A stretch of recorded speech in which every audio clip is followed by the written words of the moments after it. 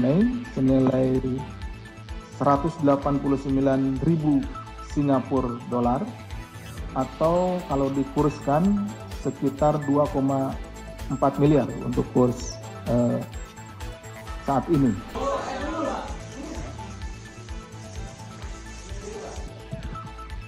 Jadi cukup ringkas ya, uang senilai 2,4 miliar ini dalam bentuk Singapura dolar. Saya sampaikan terkait dengan kegiatan tangkap tangan dugaan tindak pidana suap di sektor kehutanan terkait dengan kerjasama pengelolaan kawasan hutan. Beberapa hal yang perlu kita ketahui bahwa sumber daya alam termasuk sektor kehutanan menjadi salah satu sektor yang menyangkut hayat hidup orang banyak atau hayat hidup masyarakat dan mempunyai potensi penerimaan negara bukan pajak atau PNBP yang tinggi, namun juga rentan terhadap praktek-praktek tindak pidana korupsi. Berdasarkan kajian KPK bersama para mitra, menemukan lemahnya sistem pengawasan hutan yang telah menyebabkan kerugian negara paling tidak sekitar 35 miliar per tahun. Ini sekurang-kurangnya. Serta berpotensi menghilangkan PNBP mencapai 15,9 triliun per tahun. Sehingga perlu dilakukan perbaikan tata kelola sumber daya alam termasuk sektor kehutanan ini secara menyeluruh dari hulu hingga hilir. Jadi kita harus menyadari bahwa sektor hutan ini menjadi salah satu penyumbang penerimaan negara bukan pajak dan dengan adanya tindakan-tindakan tindak pidana korupsi ini negara berpotensi kehilangan begitu besar ya PNBP. Adapun salah satu praktik korupsi yang rentan terjadi di sektor kehutanan adalah suap perizinan penggunaan lahan hutan. Sebagaimana temuan KPK dalam penyelidikan tertutup atau kegiatan tangkap tangan kali ini. Kegiatan ini sekaligus selaras dengan program pemerintah itu melalui Satgas Penertiban Kawasan Hutan. Karena banyak sekali hutan-hutan kita yang dirambah gitu ya, termasuk juga ada Satgas Penertiban Sawit dan lain-lain. Nah itu salah satunya. Bahwa pada hari Rabu tanggal 13 Agustus 2025 atau kemarin, KPK melakukan kegiatan tangkap tangan dugaan tindak pidana korupsi berupa suap pada sektor pengelolaan kehutanan terkait dengan kerjasama pengelolaan kawasan hutan. Dalam kegiatan tangkap tangan tersebut, KPK mengamankan 9 orang dari 4 lokasi yang berbeda. Di Jakarta diamankan 6 orang, yaitu DIC, Direktur Utama PT INH, kemudian RAF, Komisaris PT INH, kemudian DJN, Direktur PT PML, kemudian JK, selaku SB Group, kemudian ARV, selaku staf PT PML, kemudian SUD, staf PT PML, ada 6 yang di Jakarta, kemudian di Bekasi, ADT, selaku staf perizinan SB Group, kemudian di Depok, BKB, mantan Direktur PT INH, dan di Bogor, YUL selaku Sekretaris DJN. Selain itu, tim juga mengamankan sejumlah barang bukti berupa uang tunai senilai 189.000 Singapura dolar atau kalau dikurskan sekitar 2,4 miliar untuk kurs saat ini. Kemudian juga uang tunai rupiah 8,5 juta rupiah, 1 unit mobil Rubicon dari rumah DIC dan 1 unit mobil Pajero milik saudara DIC di rumah ADT. Adapun konstruksi perkaranya sebagai berikut. PT INH memiliki hak areal yang berlokasi di Provinsi Lampung seluas 56.547 hektar, di mana total seluas 55.157 hektar diantaranya dikerjasamakan dengan PT PML. Ini hampir 90% ya. Melalui perjanjian kerjasama atau PKS yang meliputi wilayah Register 42, wilayah Rebang seluas kurang lebih 12.727 hektar, kemudian Register 44, wilayah Muara 2 seluas kurang lebih 32.375 hektar, dan di Register 46 di wilayah Wai Hanakau seluas kurang lebih 10.055 hektar. Bahwa pada tahun 2018 terdapat permasalahan hukum atas kerjasama PT INH dengan PT PML, di mana PT PML tidak melakukan kewajibannya membayar pajak bumi dan bangunan. Ya. Periode tahun 2018-2019 senilai 2,31 miliar dan pinjaman dana reboisasi senilai 500 juta per tahun. Jadi ini sudah ada 2018-2019 berarti sekitar 1 miliar ya kalau 2 tahun. Serta belum memberi laporan pelaksanaan kegiatan kepada PT INH per bulannya karena ada kewajiban dari si pihak yang bekerja sama ini, yaitu PT PML, untuk memberikan laporan.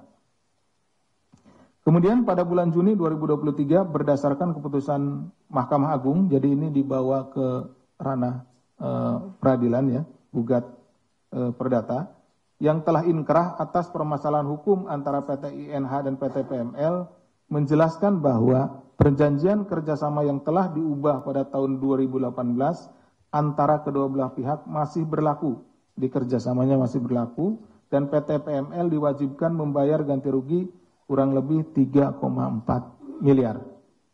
Meskipun dengan berbagai permasalahan tersebut, pada awal 2024 PT PML tetap berniat melakukan kerjasama dengan PT INH untuk kembali mengelola kawasan hutan di lokasi Register 42, 44, dan 46 tersebut. Jadi sudah dia tidak membayar pajak, ya, PBB, kemudian juga dia tidak memberikan dana reboisasi, ya, sudah dibawa ke ranah hukum, artinya sudah digugat, itu ya, perdataan dan dimenangkan oleh PT INH. Tapi kemudian PML ini mencoba untuk tetap ingin mengelola lahan tersebut. Selanjutnya pada bulan Juni 2024 terjadi pertemuan di Lampung antara jajaran direksi beserta Dewan Komisaris PT INH dan Saudara DJN selaku Direktur PT PML dan tim yang menyepakati pengelolaan hutan oleh PT PML dalam RKUPH, Rencana Kerja Usaha Pemanfaatan Hutan. Ini sebetulnya sudah jelas-jelas di tahun 2018-2019 juga melakukan one prestasi gitu ya, tidak membayar PBB dan lain-lain, tapi tetap saja masih diakomodir gitu ya oleh oknum-oknum tersebut. Pada Agustus 2024, PT PML melalui Saudara DJN selaku Direktur Utama mengeluarkan uang senilai 4,2 miliar untuk pengamanan tanaman dan kepentingan PT INH ke rekening PT INH. Pada saat yang sama, Saudara DIC selaku Direktur Utama PT INH diduga menerima uang tunai dari Saudara DJN senilai 100 juta rupiah yang digunakan untuk keperluan pribadi. Jadi sudah mulai ada suapnya ya di sekitar bulan Agustus 2024. Ya, besarannya tadi sekitar 100 jutaan. Selanjutnya pada November 2024, Saudara DIC menyetujui permintaan PT PML terkait perubahan RKUPH yang terdiri dari pengelolaan hutan tanaman seluas 2.619,40 hektar di wilayah Register 42 dan kemudian pengelolaan hutan tanaman seluas 669,02 hektar di wilayah Register 46. Jadi ada penambahan keluasan ya, luasan lahan untuk dikerjasamakan. Pada bulan Februari 2025, Saudara DIC menandatangani rencana kerja tahunan atau RKT PT INH yang di dalamnya juga mengakomodir kepentingan PT PML.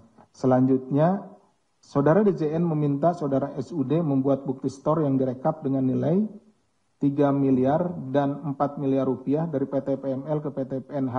Hal ini membuat laporan keuangan dari INH berubah dari merah ke hijau. Jadi karena adanya uang masuk, ya, perusahaan INH ini kan anak perusahaan ya dari Perhutani.